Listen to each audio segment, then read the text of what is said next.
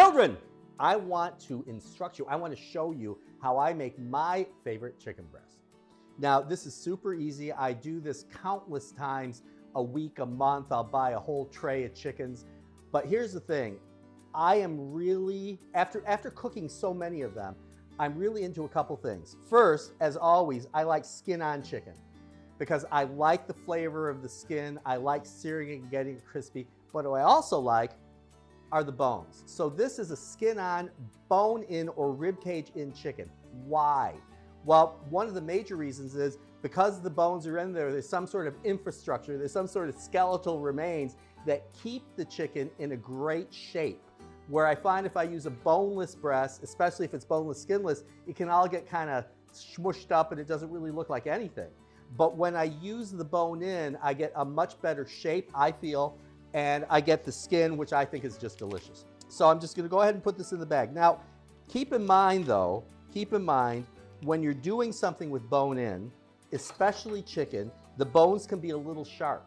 So you wanna make sure that you're insulated against the possibility of those bones puncturing the bag. Well, how do you do that? Well, if you really research bags, you can get certain thicknesses of bags, and a 5 mil bag is thicker and tends to help in that situation. One of the things I like to do is I like to take the rib section right here and push it over. See, I'm taking my fingers, I'm pushing it over and kind of cracking it, and I'm folding the bones over on itself. Do you see that? Here, the bones are there, I'm folding it over. So the chicken itself kind of insulates the bones from attacking the bag. Seasoning the chicken in the bag, this is a lot of debate. You know, I haven't really done a lot of tests, a lot of experiments regarding this, but salt, most definitely. I'm gonna go ahead about 1% salt for the weight of the chicken in the bag. And then what else? Well, I'm gonna add some garlic. So I got some garlic powder here. Oh, about that much. And I've got some herbs. Now the herbs are going in against that rib cage to hopefully insulate the bag from hitting the broken bones of the ribs so I don't pierce my bag, but great flavor there. But here's the thing, I personally, and as I get older, my tastes tend to get dumbed down. I don't get a lot of these flavors I put in here in the chicken. But what I do get is a very flavorful purge. The juices left in the bag after cooking comes out, gets flavored with the rosemary, gets flavored with the garlic, gets flavored with the salt, it gets flavored from the bones in the chicken. So the bones, I leave the bones in the chicken for a great shape, but it also gives me a better flavored purge at the end. And that's why I like to do it. What I'm doing here isn't necessarily flavoring my chicken breast, but it's definitely flavoring the jus that I'm actually going to use when I present my chicken for my family. So here's the thing about chicken in a bag. Look at the size of this bag. I know, it's big. So there are some things you can do. Some of it might seem wasteful to you, but in a way that quote unquote wastefulness is actually really beneficial for cooking. First, I cuff this particular bag, and as I put the chicken in, I raise the cuff back up. Now, you could have issues with micro perforations in the bag, but what we're going to do is cut the bag shorter. But I'm not going to do it here. I'm actually going to do it in the machine. Bag placement. I've got my product in the bag, my chicken in the bag, in the machine. Now, I know some of you go, what the heck is this? Well, this is the excess. Now, if I just go ahead and drop the top with the excess out of the bag, nothing's going to happen because there's no way for the air to come out of the bag. So what you do is, here's the seal bar, here's the excess bag, and what I'm going to do with a very sharp knife, I'm simply going to make a slice right down here. Okay. Then I go ahead and drop the top. What's happening is the air is being evacuated from the chamber as normal, but it's also being evacuated from the bag where I made the slit. That means I'm shortening the bag, and I've got lots of benefits for doing that. And wait to see how I explain why this is so crucial. Now in Europe, a lot of their machines allow you to do that without using a knife, but we don't have that here in America. We got these machines, and that's the way we're gonna use them. So here's the bag. beautifully sealed chicken, but the seal is here, and I've got all this excess bag. Now, why? Well, now watch this. I'm just simply going to go ahead and trim it off. I've got a much more compact shape. This is better in the circulator because you don't have all this plastic floating around. But more importantly, when it's cooking, the jus, this flavored jus with this salt and this garlic powder and this rosemary that's flavoring the jus when it comes out, because the bag is so small, it's going to constantly be bathing the chicken during cooking. Where if I took this chicken and sealed it at the top, depending on how it was in the circulator bath, that jus could be way over here, leaving the poor little chicken homeless. It doesn't have the juice to make it tasty and delicious. So by trimming the bag, you get a more compact situation, you get more room in your circulator, and more importantly than any of that, you get a much better flavor from that jus rolling around your product, making it super tender and delicious.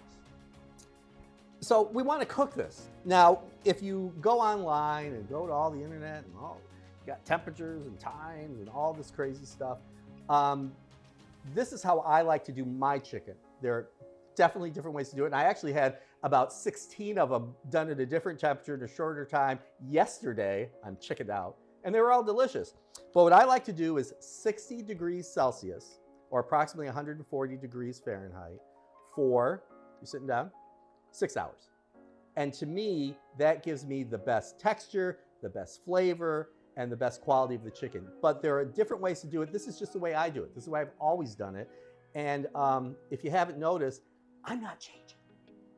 So another feature of why I put the rosemary here, these herbs here, if it's a bay leaf or rosemary or something else, I put it here. Remember, I put it here, one reason is to help ensure that the bones don't break through the bag. It's just a little buffer to allow that. But also, I put it behind on the flesh side rather on the skin side because I don't want to imprint that rosemary leaves and stem on the skin. I want a nice smooth surface, and by putting it back here, you're not going to notice, where if I put it here, you might see it. Also, the one thing I want to keep in mind is I didn't really show it when I was doing it, but when I get chicken breast with the skin on, I try and massage the skin to cover the whole breast because sometimes it's pushed up, and to get maximum coverage of how it would have been if it was still alive, that it's totally covered, and then when I seal it, I get a nice crisp finish. So I hope that makes sense. It's done! The chicken is done. And look, I can see it because I got my glasses on now. Couldn't find them, kind of lost. Sorry if I screwed anything up. Chicken breast, beautifully cooked. Look at that purge. See the little herbs back there? Let's go on with this dish. Now, just so you know, we're going to pan sear this to finish it with that beautiful skin side. That's why I like my chicken breast with the skin on.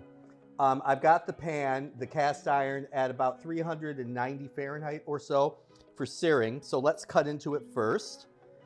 And the point, there are two things we need to accomplish here. First, we've got to pour out the jus, just like that. That looks good. And now, when I reach in and pull out this beautifully cooked chicken breast, what I need to do is remove the bones. Remember, the bones are still in here. Well, some of the bones, the rib bones or what have you. Get rid of that rosemary.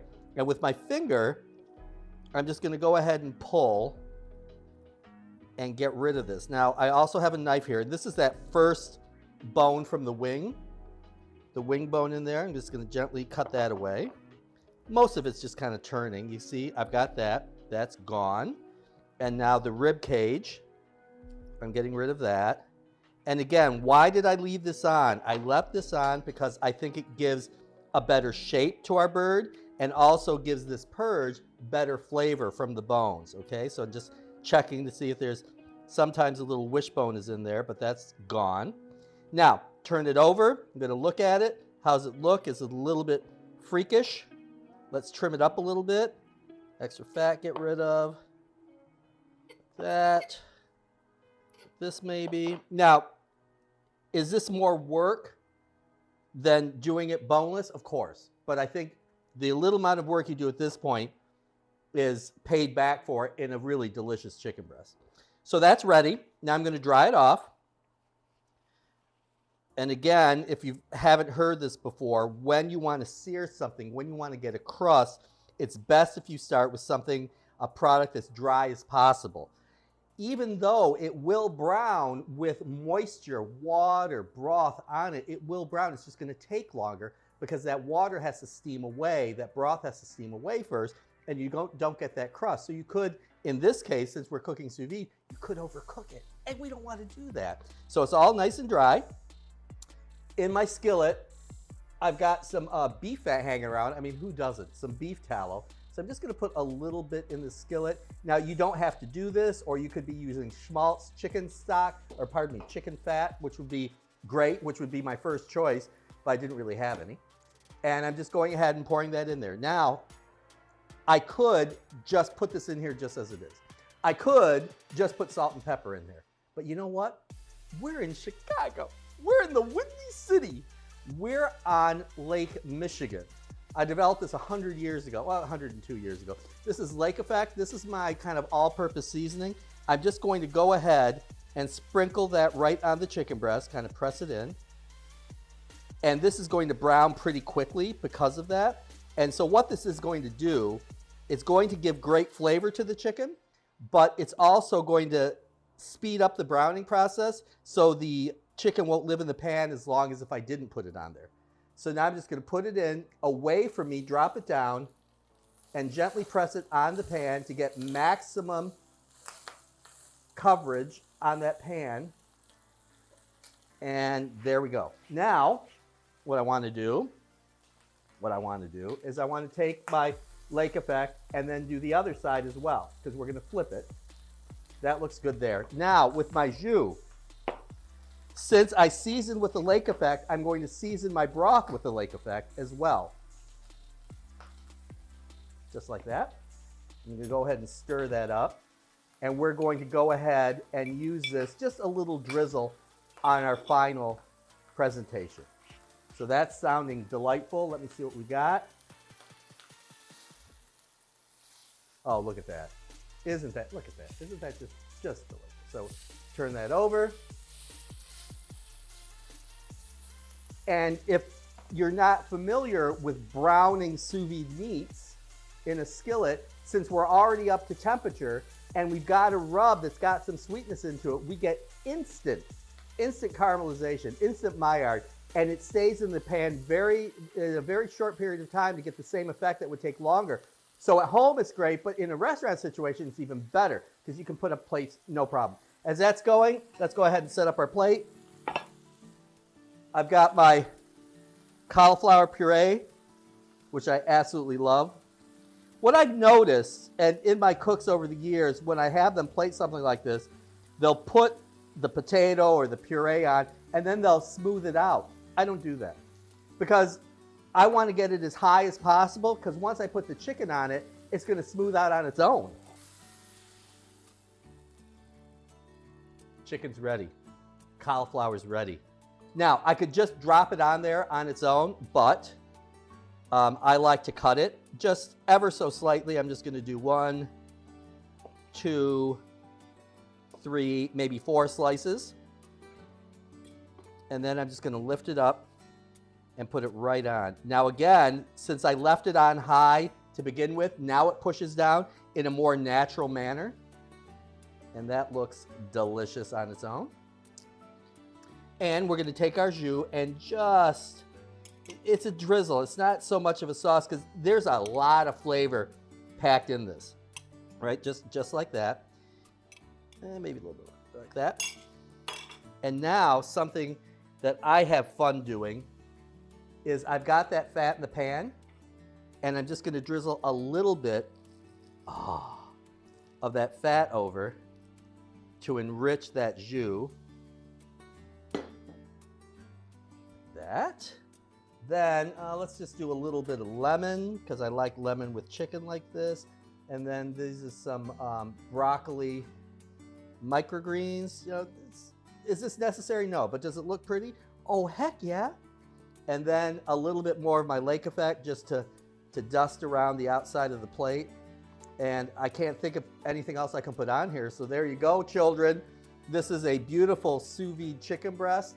on mashed cauliflower, all done sous vide, absolutely just for you.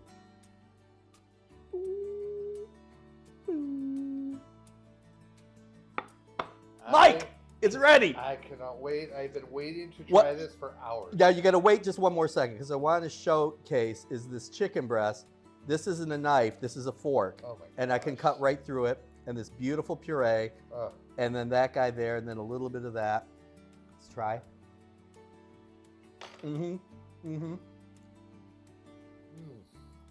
It's delicious. It's simple. These chicken breasts could have been done last week.